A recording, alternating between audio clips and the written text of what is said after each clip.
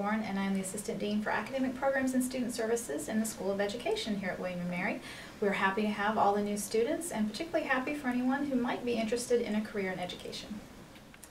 So if you're interested in education at William & Mary, we have some exciting opportunities.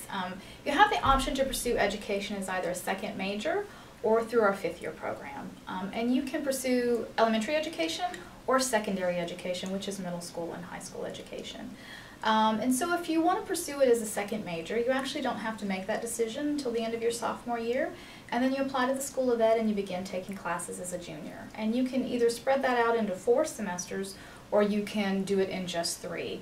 In either case, your student teaching semester would be your last semester. For fifth-year students, you actually wouldn't apply until the end of your junior year, so you wouldn't start taking classes until your senior year, so you have some time to kind of make that decision.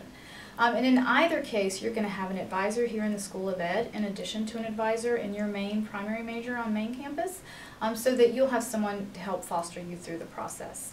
And for students who pursue the fifth-year program, special education is another option. It's only available at the graduate level.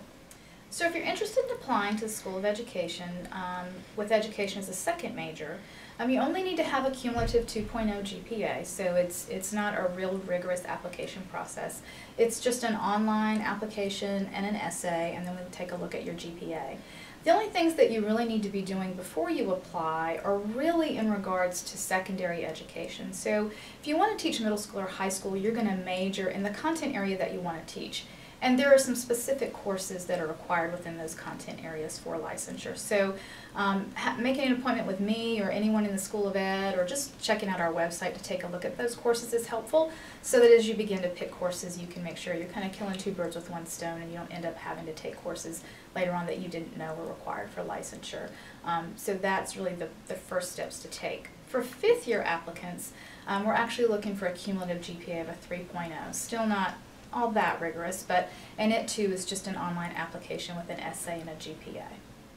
So for students pursuing any of our programs in education, you can also add on an additional endorsement in English as a second language, which is becoming really important in public schools across the nation. So any program that you're in, whether it's elementary, middle school, high school, or special ed, you can add the ESL endorsement onto that program.